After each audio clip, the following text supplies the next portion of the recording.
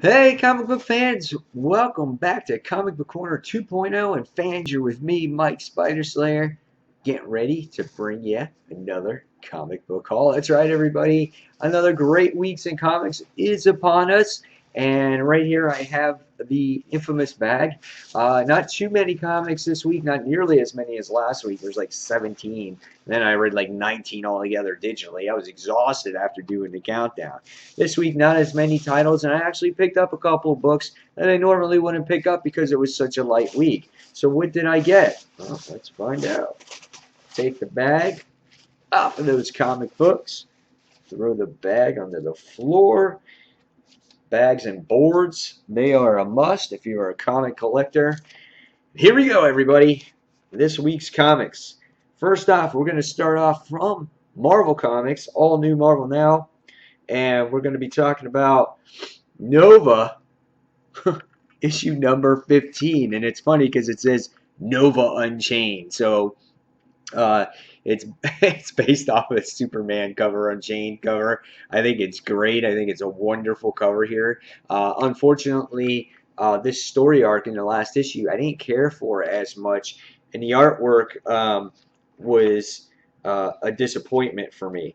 However, the artwork in here is David Paulden, which is a different artist, but it actually is improved compared to the last artwork in the last issue. So maybe this might bring the character back to life this time around. But overall, Nova is a great series. Really enjoy it. Can't wait to read it. So that is Nova issue number 15. All right, so next, another title from Marvel Comics, and this was a new title last month, and I was really impressed how this book was written. And this is Miss Marvel issue number 2. You got cliffhang basically by our main character being an inhuman, and she winds up becoming a superhero, and it's something that she always dreamed of. It was so well written.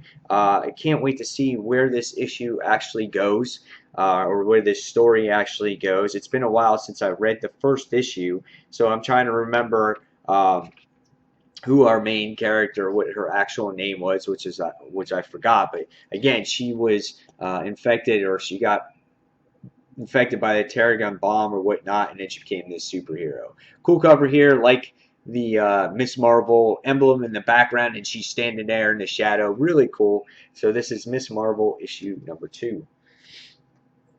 Next, I haven't picked up this issue in a long time, or this series in a long time, because it's been so bad, and I just don't like what Kieran Gillen is doing with the title. But I picked up Iron Man 23.1. Now, it's a point .1 issue. It's supposedly a great jumping on point for readers. I'll let you guys know for sure if this is a good comic to jump on, or if it's even worth reading, because I am doing a review here. Iron Man is one of my favorite Marvel characters. Unfortunately, since this author has been on this title, I have not liked it one bit. And this one has to do with Rings of the Mandarin. So we'll see what this story arc is about, and see if it is worth reading. So this is Iron Man issue 23.1. Next, we have from DC Comics, Harley Quinn issue number 4. Last issue with Harley Quinn, it had to do with Valentine's Day, how she had these poison berries, and it sent out these pheromones out to attract males to get attracted to her. It was very kind of a fillerish type of issue. Nothing really has progressed in this overall series, so I'm hoping that the story thickens a little bit, so there's something really enjoyable to read here besides just Harley Quinn's humor and the pretty book to look at. So this is Harley Quinn issue number 4. So next we have from Marvel, and this is the new Daredevil issue number 1. I guess this is a good jumping on point for readers, because this series just ended for a month later to restart with issue number 1. Now we have Matt Murdock, who is going to Los Angeles now to practice law because I guess he was canceled. His bar got removed. He can't practice law anymore, and so he's forced to move to Los Angeles. So interesting. Pretty cool cover here. He's sitting there doing his little acrobatics, and he's got in the background this little design that kind of focuses you in on him. So can't wait to see where the story goes, what his relationship is with Kirsten McDuffie, and what happens with Foggy as well and his cancer. So next we have from Marvel Comics, we have Wolverine and the X-Men issue number 2. Now, issue number 1 I don't think was very new reader friendly if Marvel was trying to really get readers on board with this series, because I didn't read it since the Hellfire saga, and I kind of felt lost on what was really going on in this first issue. So I'm going to continue reading it on issue number 2. I'm going to see where it goes here. Of course, we got Wolverine. He's all messed up and damaged up. You got the kids in the background. So we'll see where the series goes, if I continue reading it or not. And this is Wolverine and the X-Men, issue number 2. Next, from, I think we have another Marvel. Yep, we do. A couple Marvels. Another Marvel title we have this week is the Superior Spider-Man Annual. What is this? Is this the Green Goblin's mouth or something? I don't know. But however, it looks like this annual has to do with Goblin Nation. I didn't do too much research on it to find out how the story ties in. I didn't read up on the solicits or whatnot.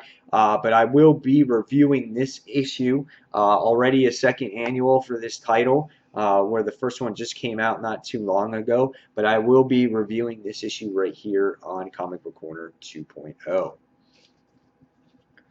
Next, we have another Superior book, and one just came out last week, but this is the next part of Superior Foes Spider-Man, issue number 10.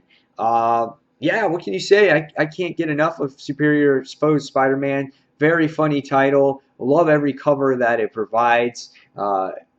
Love the artwork overall, and it just adds this humor to the series that you never saw before from these characters. It makes the villains look like a bunch of slackers, and I love the humor in this series. So this is Superior Foes of Spider-Man, issue number 10.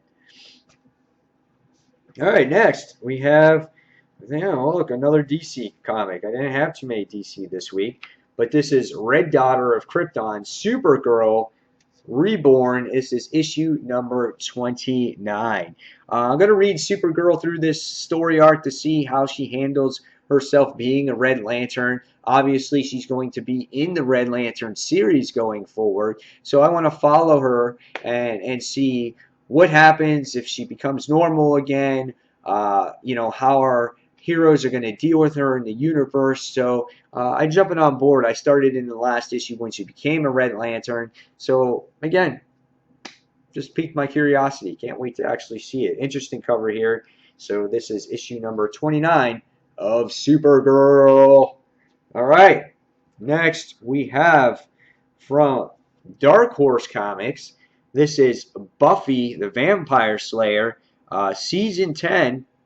Issue 1 or part 1, otherwise known as Rules, New Rules. Haven't really read Buffy before. On Comic Frontline, we are doing what is called the Buffy Challenge, where all of us on Comic Frontline will be reviewing a season of Buffy and reading the comics as well, and we're going to try to get it done by April 2nd. So I already have an introduction video to that, so if you guys want to check that out, you can go on to Comic Frontline and see that video right now. But this is Buffy the Vampire Slayer. Interested in reading to see what this comic provides. Hopefully it might be new reader friendly. It's got interesting artwork in the interior, and yeah, so from Dark Horse, Buffy Vampire Slayer, issue number 1. Okay, next we have a book that came out a couple of weeks ago, but it was damaged and I never received it. So this was Zenescope's Age of Darkness, Grim Fairy Tales, issue number 95. Totally excited for reading this issue. Grim Fairy Tales is starting to really heat up.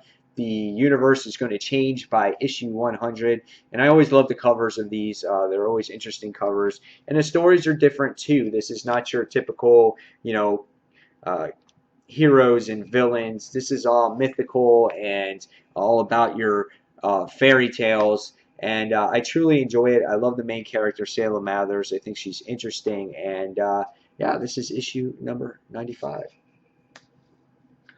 Next from Grim Fairy Tales, or from Zenescope Entertainment, it is Wonderland issue number 21. Now, I read this series when it first started off. The first few issues, I fell off of it because I was getting it digitally and I didn't receive any for a while. But now I decided to go pick it back up and see where it's at this point in time at issue 21. Love the cover. It's a beautiful cover here. And the interior artwork is quite interesting. Wonderland has a huge following. It's done very well for this for Zenescope Entertainment, and I can't wait to read it to see where it's actually at. So this is Grim Fairy Tales Wonderland issue number 21.